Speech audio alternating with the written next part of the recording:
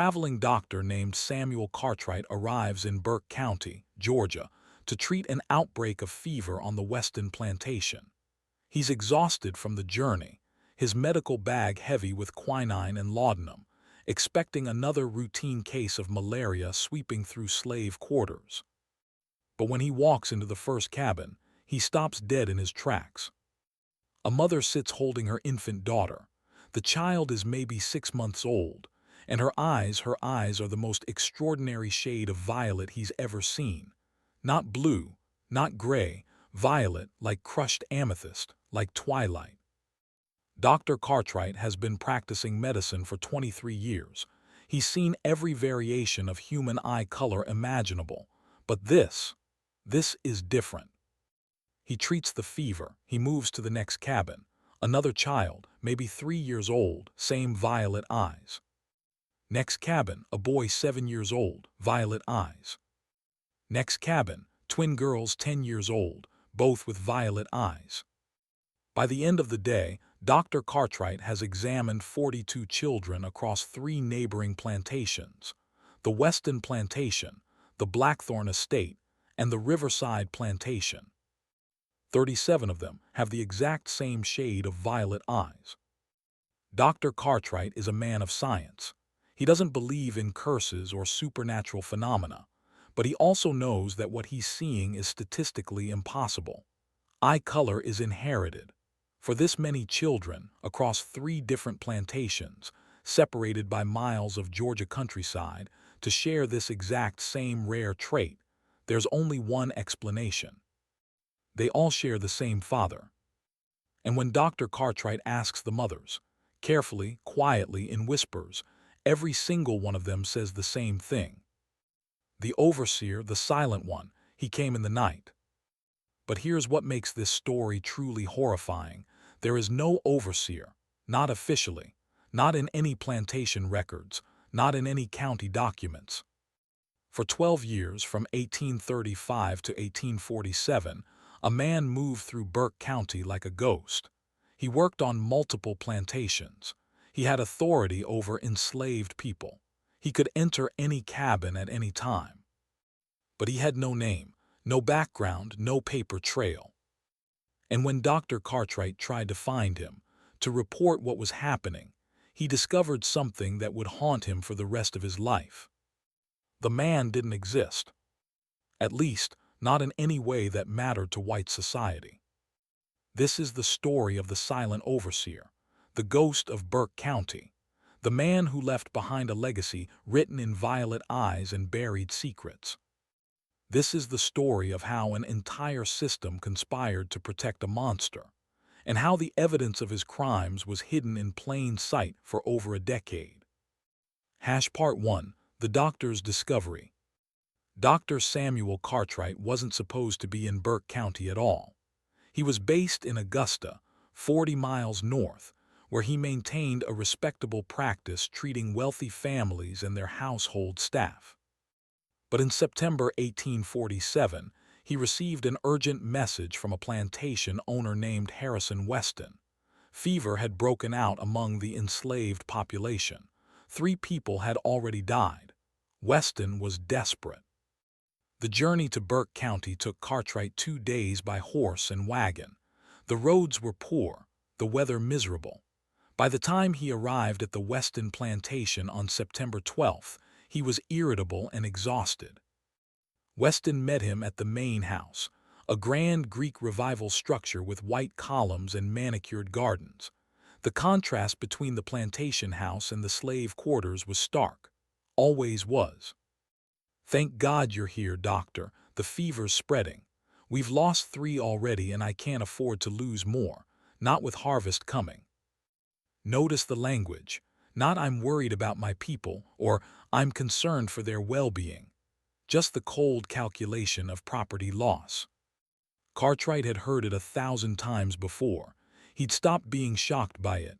That was the system. That was how it worked. He collected his medical bag and followed the plantation manager to the quarters. The slave quarters at Weston Plantation consisted of 23 cabins arranged in 2 rows. Each cabin housed anywhere from 6 to 12 people, multiple families crammed into spaces barely larger than a modern bedroom. The conditions were exactly what you'd expect: poor ventilation, no running water, dirt floors, inadequate bedding, perfect breeding ground for disease. Cartwright began his examinations in the first cabin. That's where he met Sarah and her infant daughter, Emma. Sarah was maybe 25 years old, exhausted from caring for a sick child while dealing with her own fever. But even through the exhaustion, even in the dim light of the cabin, Cartwright noticed something unusual about the baby. Emma's eyes were open, staring up at him with an expression that seemed far too alert for a 6-month-old. And the color was extraordinary. Not blue like many infant eyes, not brown, not gray, but a deep, vivid violet, like someone had painted her irises with crushed flower petals. Cartwright had seen unusual eye colors before: heterochromia, albinism, genetic variations that produced striking appearances. But this was different. This was a color he'd only read about in medical texts, described as occurring in fewer than 1 in 10,000 people. He examined Emma, diagnosed mild fever, prescribed fluids and rest, made notes in his ledger. Then he moved to the next cabin. 3-year-old boy named Thomas, violet eyes. Next cabin. 7-year-old girl named Patience, violet eyes. Next cabin. 10-year-old twin girls named Rachel and Ruth, both with violet eyes. By midday, Cartwright had examined children in 15 cabins. He'd found 12 children with violet eyes, all different ages, all from different mothers. This wasn't a medical anomaly, this was a pattern. During a break for lunch, eaten alone in his wagon, as the plantation owners didn't invite doctors treating slaves to dine with them, Cartwright reviewed his notes. 12 children, ages ranging from 6 months to 12 years, all with the same distinctive violet eyes, all living on the same plantation. The mathematical probability of this occurring naturally was infinitesimal. Eye color is determined by multiple genes, but certain rare colors require specific genetic combinations from both parents. For 12 children from different mothers to all share this exact same rare trait, they would need to share genetic material from a common source. They would need to share a father. Cartwright felt something cold settle in his stomach. He knew what this meant. He'd heard the stories. Every doctor who worked on plantations heard them, though most pretended not to. The systematic rape of enslaved women by white men, overseers, plantation owners, their sons, their visitors, was an open secret. Everyone knew it happened. No one talked about it, and legally it didn't matter. An enslaved woman couldn't refuse, couldn't report, couldn't seek protection. She was property, and property couldn't be raped. But Cartwright had never seen evidence this stark, this undeniable. 12 children, maybe more, all bearing the genetic signature of the same man. He finished his lunch. He returned to the quarters. By the end of the day, he'd examined every cabin on the Weston plantation. Final count: 23 children with violet eyes. 23. Before leaving, Cartwright did something unusual. He asked to speak with some of the mothers, privately, away from the plantation manager's hearing. This wasn't standard practice. Doctors didn't typically consult with enslaved people beyond basic diagnosis, but Cartwright needed to know. He spoke with Sarah first, the woman with the 6-month-old infant. "Sarah, I need to ask you something, and I need you to be honest with me. Emma's eyes, that violet color, have you ever seen anyone else with eyes like that?" Sarah's face went still, careful, the way enslaved people learned to be careful around white men asking questions. "Yes, sir, lots of children here got eyes like that." "Do you know why?" Long pause. "The overseer, sir." "What overseer?" "The silent one. He been here since I was a girl." "What's his name?" "Don't know, sir. Never heard him speak, he just comes around in the night mostly. Cartwright's hands tightened on his medical bag. Does Mr. Weston know about this? Sarah's laugh was bitter and short. Mr. Weston know everything that happened on this plantation, sir. He just don't care. Cartwright spoke with 3 more mothers. Each one told the same story. The silent overseer came in the night, had been doing it for years. All the children with violet eyes were his. And when Cartwright asked what this man looked like, the descriptions were eerily consistent. Tall, maybe 6 feet, thin build, light brown hair, and eyes, those distinctive violet eyes that he'd passed on to his children. But no one knew his name. No one knew where he came from. He just existed, a ghost with authority. The next day, Cartwright visited the neighboring Blackthorn estate, 2 miles south. He'd been called there as well. The fever was spreading. He examined 43 enslaved people at Blackthorn, found 8 more children with violet eyes. The day after that, he went to the Riverside Plantation, 3 miles east. 6 more children with violet eyes. 37 children total, ages 6 months to 12 years, all across 3 plantations, all with the same father. All the result of systematic rape. And when Cartwright asked the plantation owners about this overseer, they all said the same thing. Oh, he's just a hired hand, helps out when we need extra supervision, reliable fellow, doesn't cause trouble. None of them seemed to know his name either. Part 2, the investigation. Dr. Cartwright was a complicated man. He was a product of his time, a white Southerner who accepted slavery as an economic reality. But he was also a physician who'd taken an oath to do no harm. And what he'd discovered in Burke County was harm on a scale he couldn't ignore. On September 20th, 1847, Cartwright returned to Augusta and went directly to the county courthouse. He requested to speak with the sheriff. Sheriff William Brennan was 53 years old, a career lawman who'd held his position for 18 years. He was known for being fair but firm. He didn't tolerate violence against white citizens. What happened to enslaved people? That was more complicated. Cartwright explained what he'd found: 37 children, 3 plantations, 1 man. Brennan listened, then he said, "Doctor, I appreciate you bringing this to my attention, but I'm not sure what you expect me to do about it." "Arrest him, charge him." "Charge him with what?" "Rape, assault. He's been systematically attacking enslaved women for over a decade." Brennan leaned back in his chair. "Doctor, you know the law.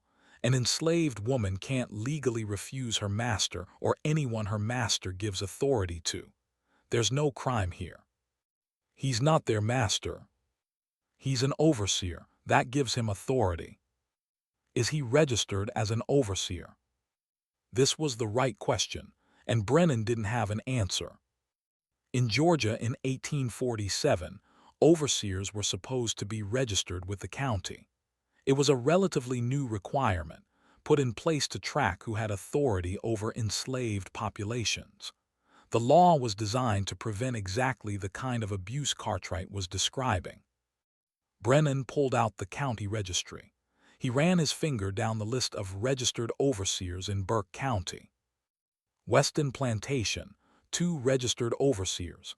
Neither matched the description of the violet-eyed man. Blackthorn Estate, 1 registered overseer, not him. Riverside Plantation, 2 registered overseers, not him. "Well," Brennan said slowly, "that's peculiar." "Peculiar, Sheriff. There's a man who's been operating across 3 plantations, assaulting enslaved women, fathering dozens of children, and he doesn't exist in any official records. That's not peculiar. That's criminal." Brennan closed the registry. "I'll look into it, Doctor. I'll speak with the plantation owners. But I'll be honest with you, even if I find this man, even if I can prove what he's done, I'm not sure there's a law that applies. The women he's involved with are property. The law doesn't protect them the way it protects white women." They're human beings. Legally, they're property. I don't make the laws, doctor, I just enforce them. This is one of those moments that reveals the true horror of the slavery system. It wasn't just the violence itself. It was the fact that the violence was legal, protected, built into the structure of society. A white man could rape enslaved women with impunity because the law didn't recognize it as rape. The women couldn't testify against him, couldn't seek protection, couldn't even name their attacker without risking punishment. The system was designed to protect perpetrators, not victims. Cartwright left the sheriff's office feeling defeated, but he wasn't ready to give up. Over the next 2 weeks, he conducted his own investigation. He spoke with merchants in Burke County, with other plantation owners, with white residents who might have information. And slowly, a picture began to emerge. The violet-eyed man, still nameless, had appeared in Burke County around 1835, 12 years earlier. He'd shown up at the Weston plantation one day asking for work. Harrison Weston had hired him on the spot. No background check, no references, just, "You look strong, you can start tomorrow." The man never lived in the overseer's house. Instead, he built himself a small cabin at the edge of Weston's property, away from both the main house and the slave quarters. He did his work efficiently, supervised field labor, maintained equipment, handled difficult situations without violence, which was unusual for overseers of that era who typically relied on whips and brutality. He never spoke, or if he did, no one could remember hearing his voice. He communicated through gestures, nods, written notes. The plantation owners loved him. He was reliable, didn't cause trouble, didn't drink, didn't gamble, just worked. And at night he'd walk through the slave quarters, enter cabins, stay for an hour, leave. Everyone knew. The enslaved people knew. The other overseers knew. The plantation owners knew. No one stopped him. Because he had authority, and authority in that system meant access to bodies. Cartwright tracked down the man's cabin. It was abandoned, empty except for a straw mattress, a single chair, and a small table. No personal belongings, no papers, no indication of who he was or where he'd come from. On the wall, someone had carved a single word. Witness. Cartwright stared at that word for a long time. Witness. Was it a confession, a threat, a plea? He never found out. Because when he asked the plantation owners where the violet-eyed man had gone, they all said the same thing. Oh, he left, maybe 3 months ago, just packed up and moved on. That's how these hired hands are, never stay in one place long. He disappeared, just like he'd appeared, no notice, no forwarding address, no trace. Except for 37 children with violet eyes, spread across 3 plantations, living proof of what he'd done. Part 3, The Mothers Speak. This is where the story takes a turn that makes it both more heartbreaking and more important. Because Dr. Cartwright, despite his limitations as a white Southern physician working within a slavery system, did something unusual. He listened to the mothers. Not just brief questions during medical examinations, but actual conversations, sitting in slave cabins, taking notes, recording their testimonies. This was dangerous for everyone involved. Enslaved people caught talking to white outsiders about plantation business could be punished.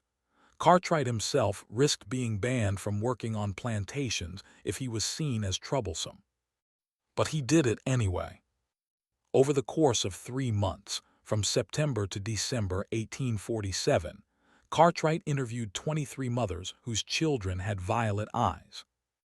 Their stories were remarkably consistent and absolutely devastating.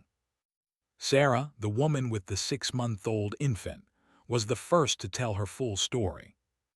She'd been on the Weston plantation her entire life.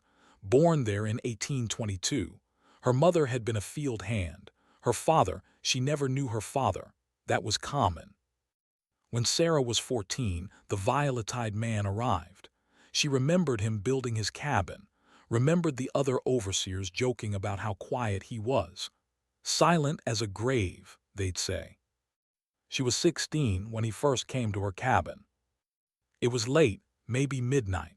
She was sleeping on the floor, there weren't enough beds for everyone. She woke up to someone standing over her. He didn't speak, just gestured for her to follow him outside. She was terrified, but you didn't refuse an overseer, that's how you got whipped, or worse. He took her to his cabin, and there he raped her, silently, methodically. When he was done, he gestured for her to leave. This continued for 3 years, once a month, sometimes more, always at night, always silent. She got pregnant twice during those years. The first pregnancy, she miscarried. The second pregnancy produced a son with violet eyes. That son was now 11 years old. When Sarah finished her story, she looked at Cartwright with eyes that held more weariness than any 25-year-old should carry. "You want to know the worst part, Doctor? It wasn't that he hurt us. We all been hurt. That's just how it is. The worst part was that he never even tried to pretend we was people. He never said a word, never looked us in the eye. We was just things he used when he wanted." Cartwright interviewed Martha next. She was 32 years old, had been on the Blackthorn estate since she was 10. The violet-eyed man had started coming to her when she was 17. She'd given birth to 3 of his children, all with violet eyes. "Did you ever try to tell Mr. Blackthorn what was happening?" Martha's laugh was hollow. "Tell him, Doctor, he knew. Everyone knew. Sometimes the silent man would walk right past Mr. Blackthorn's study window on his way to the quarters. Mr. Blackthorn would watch him go, never said a word. Why didn't he stop it? Why would he? Wasn't costing him nothing. And every child born in the quarters was another piece of property. Didn't matter who the father was. The children belonged to the master. More children meant more workers, more money." This was the brutal logic of slavery. Rape wasn't just allowed, it was economically incentivized. Every child born into slavery, regardless of paternity, became property of the plantation owner. The systematic rape of enslaved women wasn't just about power and violence. It was also about increasing wealth. Cartwright interviewed Rachel next. She was 19, had been assaulted by the violet-eyed man when she was 15, had a 4-year-old daughter with violet eyes. "Did he ever speak to you, ever tell you his name?" "No, sir, never heard him say a single word, but—" "But what?" "He left something once, in my cabin. After one of the times he came, it was a piece of paper, had writing on it." "Do you still have it?" "No, sir, I can't read." Showed it to one of the other women who could. She said it was just numbers, like a list. Didn't make no sense, I threw it away. This detail would haunt Cartwright. Numbers like a list. Was the violet-eyed man keeping track, counting, recording his victims? He interviewed 23 women in total. Their ages ranged from 19 to 35. Their stories were all variations of the same horror. The silent man came in the night. He never spoke. He raped them. Sometimes once, sometimes repeatedly over years. They had his children. No one stopped him. No one protected them. Because the system wasn't designed to protect them. It was designed to use them. One woman, Patience, 31 years old, mother to 2 of the violet-eyed children, said something that Cartwright wrote down word for word in his notes. "You want to know something strange, Doctor? Sometimes I think about those eyes, that violet color, so pretty, so unusual, and I think about how my Bobby's got those eyes, how they'll carry that mark their whole lives, and part of me is glad because it means people can see. They can see what was done to us. Can't hide it when the evidence is right there in their faces. But another part of me wishes my Bobbies had plain brown eyes like mine. So they didn't have to carry that man around with them forever." This is the legacy of systematic rape under slavery. It wasn't just physical trauma. It was genetic trauma. carried forward in the children, visible, undeniable, a permanent record of violence. Part 4. The Conspiracy of Silence. By December 1847, Dr. Cartwright had compiled extensive documentation. He had medical records showing 37 children with the same distinctive eye color, testimony from 23 mothers describing systematic rape over a 12-year period, evidence that the perpetrator was operating without proper registration or oversight, proof that 3 plantation owners knew about the abuse and did nothing. He took this evidence to Sheriff Brennan again. Brennan looked through the documents, read the testimonies, studied the medical records. Then he closed the folder and said, "Doctor, I can't do anything with this." "Why not?" "First, because the man you're accusing has disappeared. No one knows where he is. Can't arrest someone you can't find. So put out a warrant, spread the word. Someone must know who he is."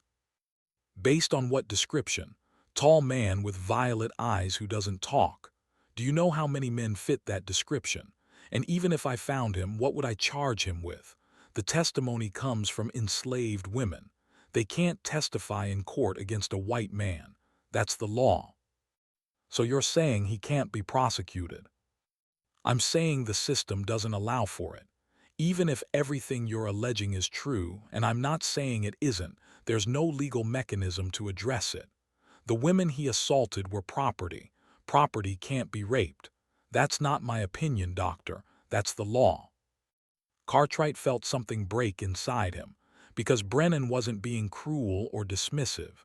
He was being honest. The system was designed this way. "What about the plantation owners? They knew what was happening. They allowed it. They facilitated it.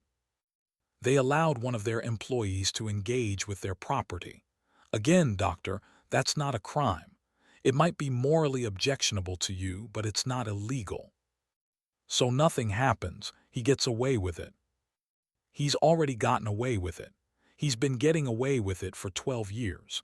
And there are probably dozens, hundreds of men like him across Georgia, across the South, doing the same thing. The only difference is this one left visible evidence." Brennan closed the file. "I'll keep these documents. If he ever turns up, if there's ever a way to prosecute, I'll have the evidence ready. But doctor, don't hold your breath. This is how the system works. It's not designed to protect enslaved women. It's designed to protect white men's access to enslaved women." Cartwright left the sheriff's office knowing he'd failed. He'd documented everything, had proven what happened, and it didn't matter. Because the violence wasn't a bug in the system, it was a feature. But Cartwright wasn't done. If the legal system wouldn't act, maybe public opinion would. In January 1848, he wrote an article for the Augusta Medical Journal. He didn't name the plantations or the individual women, but he described what he'd found. A pattern of systematic rape across multiple plantations, 37 children from the same perpetrator, complete failure of oversight, active complicity from plantation owners. The article was rejected. The editor, a man named Thomas Billingsley, wrote back, "Dr. Cartwright, while your medical observations are scientifically interesting, the subject matter is inappropriate for our publication. The relationship between overseers and enslaved people is a private matter between property owners and their employees. Publishing this article would create unnecessary tension and serve no productive purpose. I suggest you focus your research on topics more suitable for medical discourse." Cartwright tried 2 more journals. Both rejected the article for similar reasons. He tried submitting to a Northern abolitionist newspaper. They published it, but edited heavily. They removed all the specific details about the violet eyes, the individual testimonies, the careful documentation.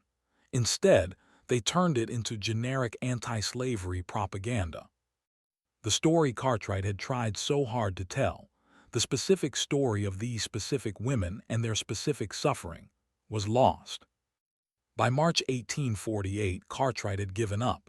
He kept his notes, filed them away in his personal records, continued his medical practice.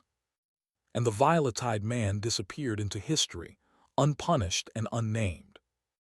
Except he didn't disappear, not entirely. Because 37 children carried his legacy, and those children grew up and had children of their own, and some of them carried those violet eyes forward. Part 5. The children grow up. This is where the story becomes both more complicated and more human. Because those 37 children, the ones with violet eyes, the living evidence of systematic rape, they grew up, and they had to figure out what it meant to carry that mark. Some of them hated it, covered their eyes with their hands when anyone stared, learned to look down, avoid eye contact, make themselves invisible. Others embraced it, wore their unusual eyes as a badge of survival, a reminder that they'd come from trauma but weren't defined by it. One of them, a girl named Amelia, born in 1842, daughter of Martha, grew up on the Blackthorn estate. She was 5 years old when Dr. Cartwright documented her violet eyes.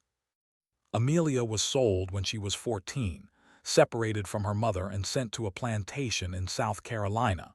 She worked in the fields for 6 years. Then, in 1862, when she was 20 years old, Union troops occupied the area. She walked off the plantation, just walked away. She made her way north, changed her name to Amy Williams, settled in Philadelphia, learned to read. Became a domestic worker for a Quaker family. And in 1870, she married a free black man named Joseph Williams. They had 4 children together. All 4 children had brown eyes. Amy had been terrified throughout each pregnancy that the violet would appear, that she'd pass on that marker, that reminder, but none of her children inherited it. She later wrote in a letter to a friend, a letter preserved in the archives of the Philadelphia Freedmen's Aid Society. "My children have eyes like midnight, and I thank God for it every day. They don't carry him forward. The chain is broken." But for others, the chain wasn't broken. Thomas, the 11-year-old boy Cartwright had examined, grew up on the Weston plantation. He was never sold, worked there until 1865 when emancipation came. He stayed in Burke County, took the surname Weston, as many formerly enslaved people did, adopting the name of their former owners because they had no other surname to use. Thomas Weston married a woman named Clara. They had 7 children. 3 of them had violet eyes. Those 3 children grew up in Reconstruction-era Georgia. They faced poverty, discrimination, violence, but they survived, and they had children. By 1900, there were 17 people in Burke County with those distinctive violet eyes, all descended from the original 37, all carrying the genetic legacy of the silent overseer. Some of them knew the story, knew where those eyes came from, passed it down as family history, a dark tale but part of their heritage. Others didn't know, just knew they had unusual eyes, got asked about it constantly, made up stories to explain it. In 1912, a researcher from Atlanta visited Burke County conducting anthropological research on unusual genetic traits among the Negro population. He was particularly interested in the violet eyes. He interviewed 12 people who had the trait, asked about family history, tried to trace lineage. One of his interview subjects was Thomas Weston's daughter, Rebecca. She was 34 years old, had 3 children of her own, 2 with violet eyes. When the researcher asked her where she thought the eye color came from, she told him the truth. "My daddy told me there was a white man long time ago, back in slavery days. They called him the silent overseer. He came around to the quarters, left his mark in children. That's where these eyes come from." The researcher wrote it all down, published a paper in 1914 titled "Unusual Ocular Pigmentation in Isolated Georgia Population." But in his paper, he attributed the violet eyes to genetic mutation, and isolated breeding population. He never mentioned rape, never mentioned the silent overseer, never mentioned that the isolated breeding population was 3 plantations where systematic sexual assault occurred over 12 years. He turned evidence of crime into scientific curiosity.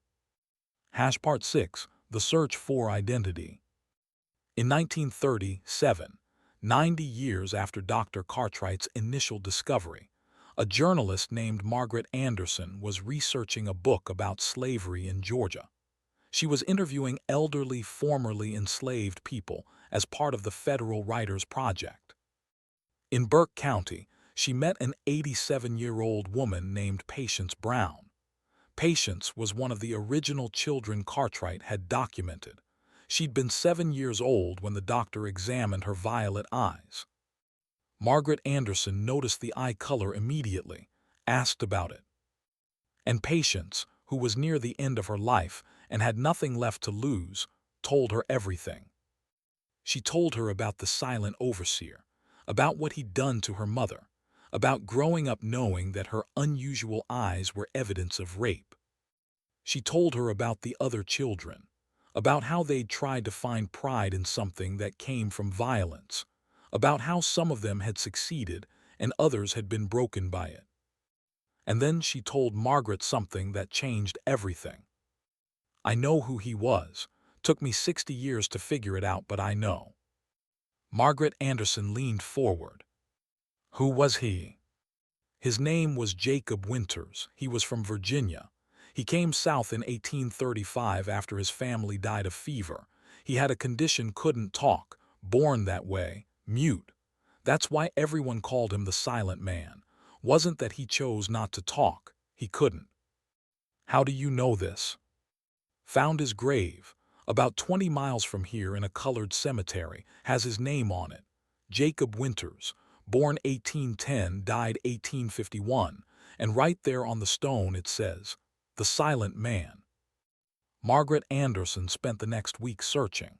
She found the grave exactly where Patience said it would be. A simple stone marker in an overgrown cemetery, most of the graves unmarked, but this one had a name. Jacob Winters, 1810-1851. The Silent Man.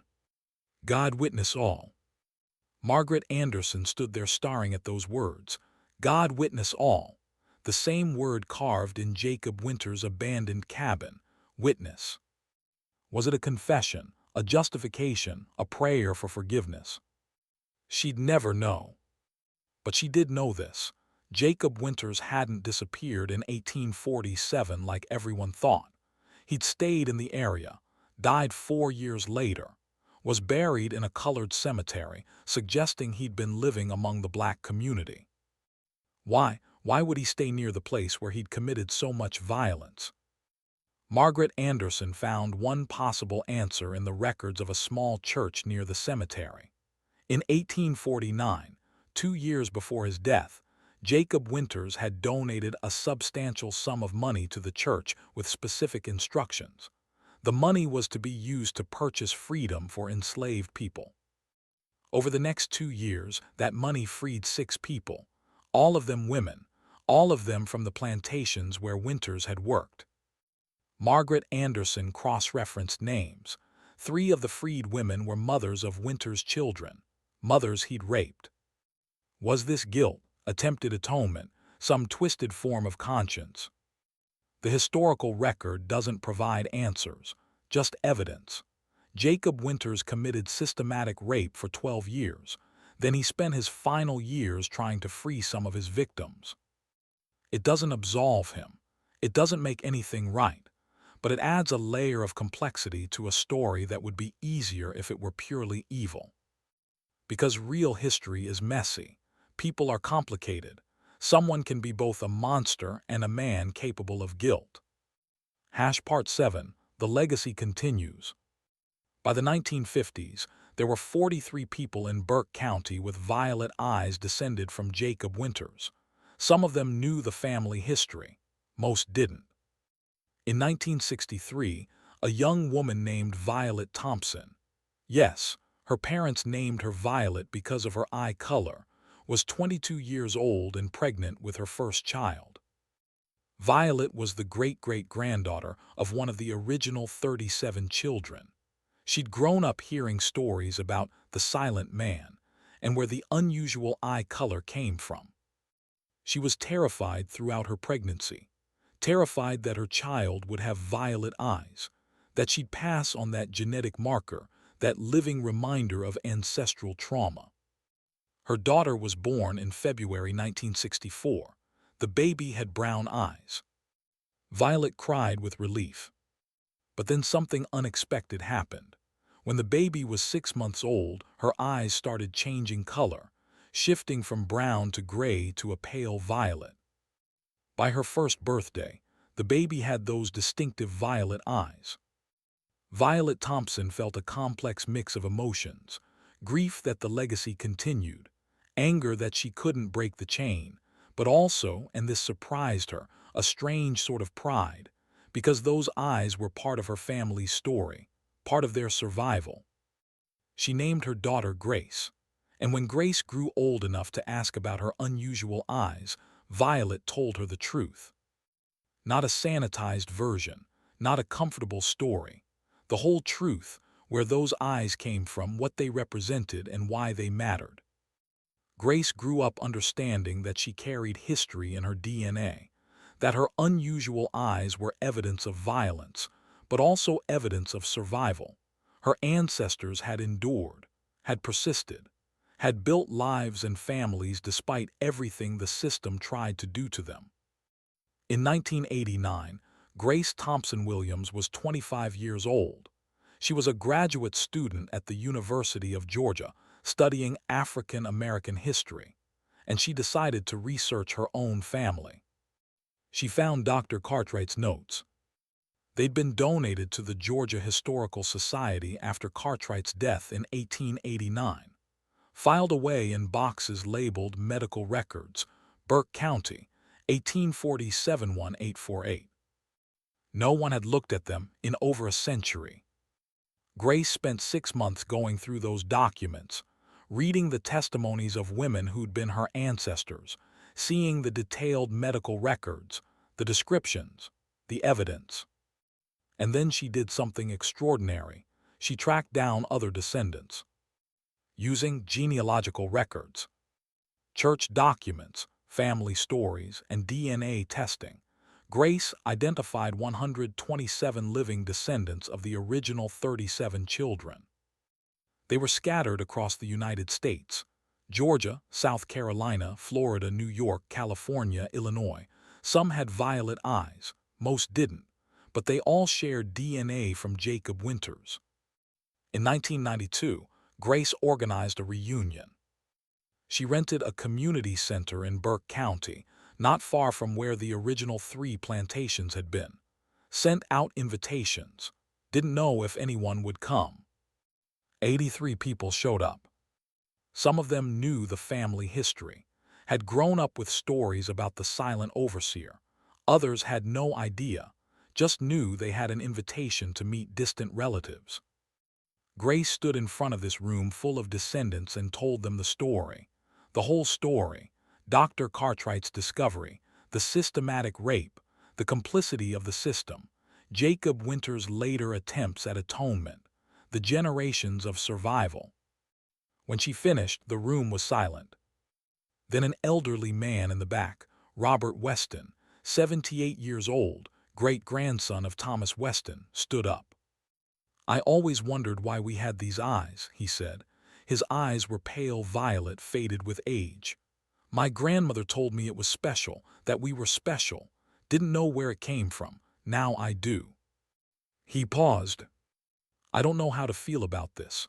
Part of me is angry, part of me is sad, but part of me, and maybe this is strange, part of me is glad we're here, that we survived, that we found each other." Others nodded, some cried, some sat in stunned silence. One woman, Patricia Harris, 43 years old, visiting from Chicago, stood up and said, "My whole life people asked me about my eyes. Where'd you get those? Are they real? Are you mixed? And I never knew what to say. Now I know they came from violence, but they also came from women who survived that violence. Women who raised children despite impossible circumstances. That's what these eyes mean to me, not the violence, the survival. The reunion lasted 3 days. People shared family stories, compared genealogies, discovered connections they hadn't known existed. And at the end, Grace proposed something, a memorial. Not for Jacob Winters, but for the mothers. The 23 women Dr. Cartwright had interviewed. The women who'd survived systematic rape and raised children in a system designed to destroy them. Most of those women's names weren't in any official records. They existed only in Cartwright's notes, in family stories, in oral histories passed down through generations. Grace wanted to create a permanent record, a memorial that said, these women existed. What happened to them mattered. They deserve to be remembered. Part 8, the memorial. It took 3 years to raise the funds. 3 years of bake sales, fundraisers, grants, and donations. But in 1995, the memorial was completed. It stands in a small park in Burke County, Georgia. A simple stone monument with 23 names engraved on it. Sarah, Martha, Rachel, Patience, Rebecca, Clara, Dinah, Hannah, Esther, Ruth, Naomi, Miriam, Abigail, Judith, Lydia, Mary, Elizabeth, Catherine, Anne, Margaret, Sarah II, Grace, Hope, under the names and inscription. In memory of the enslaved women of Burke County who survived systematic violence and raised children with courage. Your names, your stories, and your strength will not be forgotten. 1830-51847. At the dedication ceremony, Grace Thompson Williams stood before a crowd of 200 descendants and said, "We're here today not to celebrate trauma, not to glorify suffering, but to witness, to say this happened. These women existed, and their legacy isn't just violence, it's survival, it's resistance. It's the fact that we're all standing here today, 150 years later, still carrying their strength in our DNA." She paused. Some of us have violet eyes, some don't, but we all carry their story, and that story matters, because it's not just our family's story, it's the story of slavery in America. It's the story of systematic violence against black women. It's the story of how people survived the unsurvivable and built futures anyway. The crowd was silent. Then someone began singing "Lift Every Voice and Sing." Others joined in. And standing there in front of that memorial, descendants of enslaved women and their rapists sang together. It was complicated, painful, beautiful, true. Part 9. The DNA evidence. In 2003, one of the descendants, a man named David Winters, he'd kept the surname from his white ancestor, participated in a genetic genealogy study at Emory University. The researchers were studying genetic markers in African American populations, trying to trace ancestry and understand the complex genetic legacy of slavery. David's DNA showed something unusual, a rare genetic marker associated with a specific region in Virginia, and that marker appeared in conjunction with the gene variants that produced violet eye color. The researchers asked if they could test other family members. David reached out to the descendant network Grace had built. 37 descendants agreed to DNA testing. The results confirmed what family stories had always said. They all shared a common male ancestor, and that ancestor's genetic signature pointed to Virginia, which matched what Patience Brown had told Margaret Anderson in 1937, that Jacob Winters was from Virginia. But the DNA revealed something else, something unexpected. Jacob Winters himself had African ancestry, not a lot, maybe 1/8 to 1/4, but enough to show up in his descendants' DNA. This complicated the story even further. Jacob Winters was a white man in the eyes of 1840s Georgia society. He had the privileges and authority of a white man. He used that authority to commit systematic rape. But his own ancestry was mixed. He himself was descended from enslaved people, probably a grandparent or great-grandparent who'd been enslaved and whose child passed for white. This doesn't excuse what he did, not at all, but it adds another layer to an already complex story. Jacob Winters was simultaneously perpetrator and descendant of the same system. He was a white overseer who raped enslaved women, and he was also someone whose own ancestors had been enslaved and raped. The DNA studies were published in the Journal of African American Genealogy in 2005. The paper was titled, Genetic Legacy of Systematic Sexual Violence in Burke County, Georgia, 1830-51847. It was the first scientific paper to explicitly document the genetic evidence of systematic rape during slavery, not in abstract terms, not in general statistics, but specific, documented, traceable through generations. The paper made waves in academic circles, sparked conversations about how we document historical trauma, how we talk about the lasting impact of slavery, how genetic evidence can provide proof when written records were destroyed or never existed. Part 10. Contemporary Aria Felicitaones.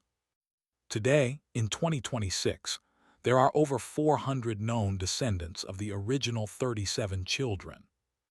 Some still live in Georgia, many have spread across the country, a few live internationally. About 15% of them have some variation of violet or purple-tinted eyes. The genetic trait has diluted over generations, but it persists. In 2018, a documentary filmmaker named James Morrison reached out to Grace Thompson Williams, now 64 years old. He wanted to make a film about the family history.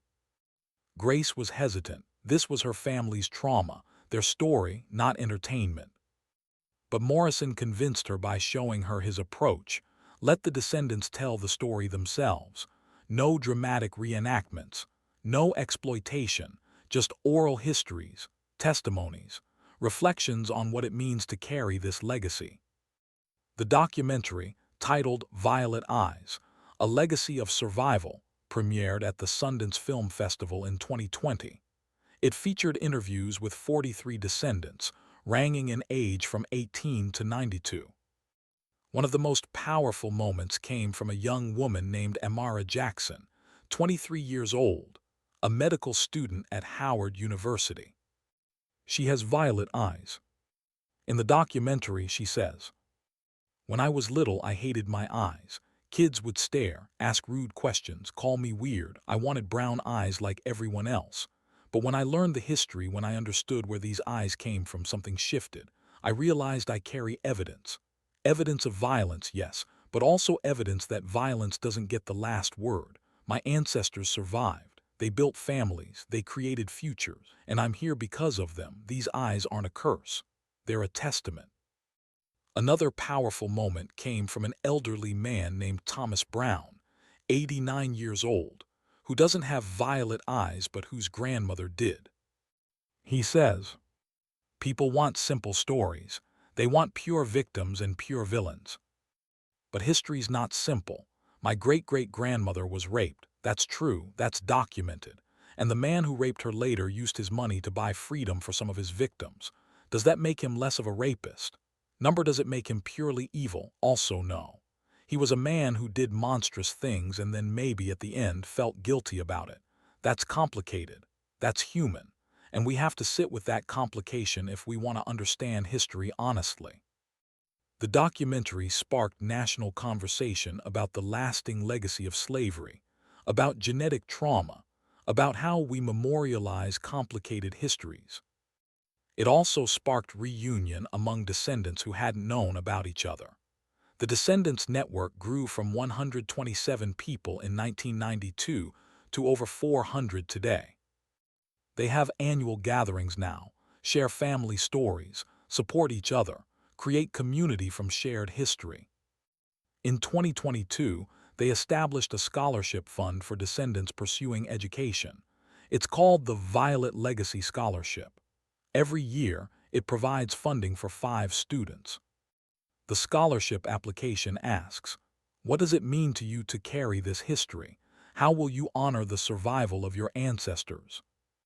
One recipient, a 19-year-old named Isaiah Winters, wrote, carrying this history means understanding that I come from people who refused to be broken, who survived violence and built lives anyway, who passed down strength through generations. I honor them by living fully, by pursuing my dreams, by refusing to let historical trauma define my future.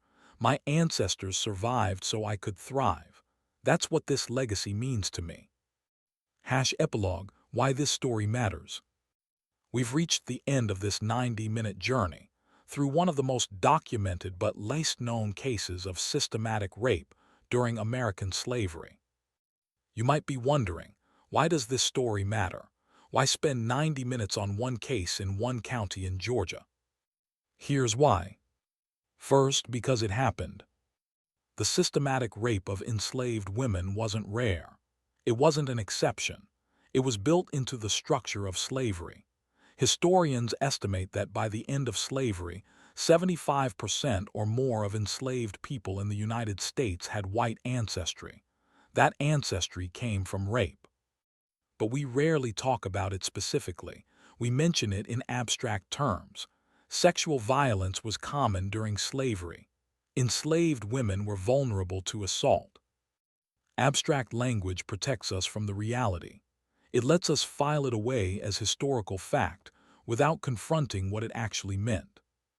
This story, the violet eyes, the specific women, the documented children, the generations of impact, makes it concrete, makes it real, forces us to see the humanity in the victims and the complexity in the aftermath. Second, because the evidence survived. Most cases of systematic rape during slavery left no evidence, no documentation, no genetic markers. The women couldn't testify. The perpetrators weren't prosecuted. The children were absorbed into the enslaved population, their paternity unacknowledged. But in this case, because of a rare genetic trait and one doctor's decision to document what he saw, the evidence survived. We have names, testimonies, medical records, genetic data. This allows us to see what happened with unusual clarity. And what we see in this one documented case probably happened in thousands of undocumented cases across the South. Third, because the descendants made it matter. The most powerful part of this story isn't the violence. It's what came after. The generations of descendants who refused to be defined by trauma, who found ways to honor their ancestors' survival, who created community and meaning from complicated history. Grace Thompson Williams and the 400-plus descendants in this network have done something extraordinary. They've transformed a legacy of violence into a legacy of survival. They haven't erased the violence. They haven't pretended it doesn't hurt, but they've refused to let it be the end of the story. Fourth, asterisk, because it shows how systems protect violence. Every part of the system failed these women. The law said they couldn't be raped because they were property. The sheriff said they couldn't prosecute because the victims couldn't testify. The plantation owners enabled the violence because it increased their property value. The medical journals refused to publish the evidence because it was inappropriate. The system wasn't broken. It was working exactly as designed. Understanding how that system worked, how violence was legalized, normalized, protected, helps us recognize similar patterns today. Different contexts, different specifics, but the same basic structure. Systems that protect perpetrators and silence victims.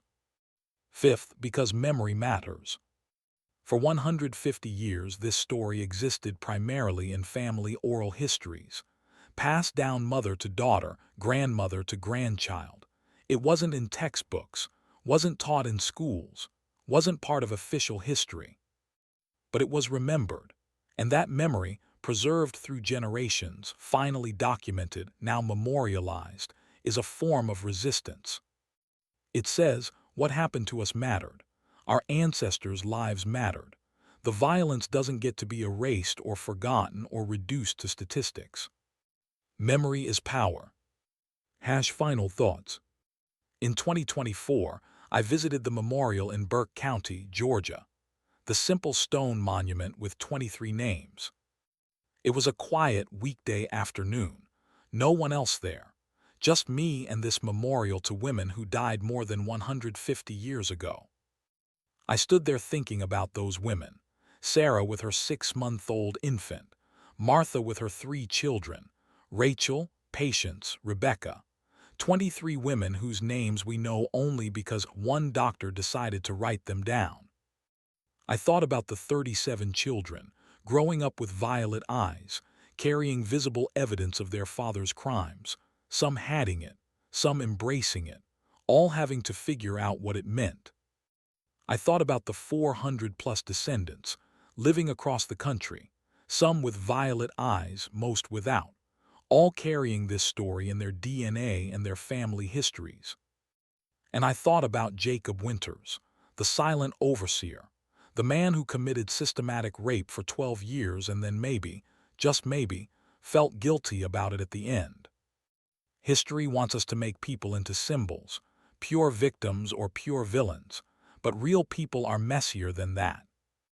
The women Jacob Winters raped were victims, but they were also mothers, daughters, sisters, friends. They told jokes and sang songs and fell in love and raised children and survived. Jacob Winters was a rapist, but he was also a man who apparently couldn't speak, who was mute from birth, who eventually tried to free some of his victims, who carried his own mixed-race ancestry in a society that would have destroyed him if it knew. None of that excuses what he did, not for 1 second. But it complicates the story, makes it human, forces us to sit with the reality that violence isn't always committed by obvious monsters. Sometimes it's committed by broken people in broken systems, people capable of cruelty and guilt, of violence and conscience. As I stood at that memorial, a woman approached. She was maybe 70 years old. She had brown eyes. "You here for the memorial?" she asked. "Yes, just visiting, researching the history." "I'm a descendant," she said. "My great-great-grandmother was Martha, one of the women on this memorial." We stood together, in silence for a moment. "What do you think when you come here?" I asked. She smiled, a complicated smile, sad and proud at the same time. I think about how strong she must have been, how strong they all were, to survive what they survived and still raise children with love, still build families, still create futures. She touched the stone, running her fingers over the engraved names. And I think I'm here because of her strength. All of us descendants, 400 of us now, we're here because these 23 women refused to be broken. That's their legacy, not the violence, the survival. She turned to leave, then stopped. "You know what's strange? I don't have the violet eyes. Neither did my mother or my grandmother, but my daughter, she has them. They skipped 2 generations and showed up again. When she was born and I saw those violet eyes, I cried. Not because I was sad, because I was glad. Glad that the evidence is still here, that we still carry proof of what happened and proof that we survived it." She walked away, leaving me alone at the memorial again. And I thought, that's the power of this story.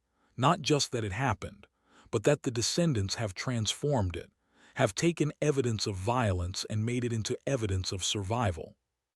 The violet eyes aren't just a mark of trauma. They're a mark of resistance, a refusal to let violence have the last word. That's why this story matters.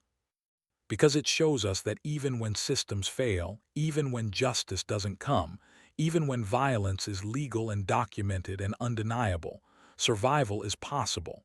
Community is possible. Memory is possible. Meaning is possible. The women on that memorial didn't get justice.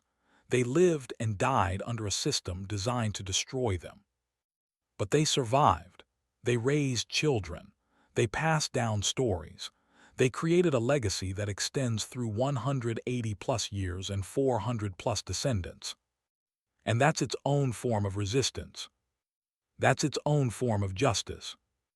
Not the justice of courts and laws, but the justice of survival, of memory, of descendants standing in front of a memorial saying, "Our ancestors mattered.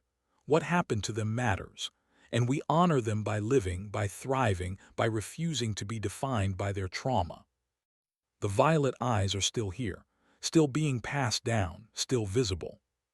Evidence of violence, evidence of survival. Both things true at the same time. That's history, complicated, messy, human. And worth remembering. End. Author's note. This story is based on documented historical patterns of systematic rape during American slavery, though the specific case of Jacob Winters and the Violet Eyes is a composite narrative drawing from multiple historical sources. The details, Dr. Cartwright's documentation, the 3 plantations, the specific testimonies, are fictionalized but based on real historical practices and documented cases. The legal realities described, that enslaved women had no legal protection against rape, that their testimony wasn't admissible in court, that plantation owners enabled and profited from sexual violence, are all historically accurate. The descendants' journey, finding each other, creating memorials, using DNA evidence, building community from shared history, is inspired by real contemporary efforts by descendants of enslaved people to document and honor their ancestors' experiences. The Violet Eyes are a narrative device to make visible what was usually invisible, the genetic legacy of systematic rape. In reality, most such legacies can only be traced through DNA testing, not visible traits. This story was told to honor the millions of enslaved women who survived sexual violence, to acknowledge the complexity of their descendants' legacies, and to resist the erasure of this aspect of slavery's history. Their stories matter. Their names, most lost to history, matter. Their survival matters. May we remember.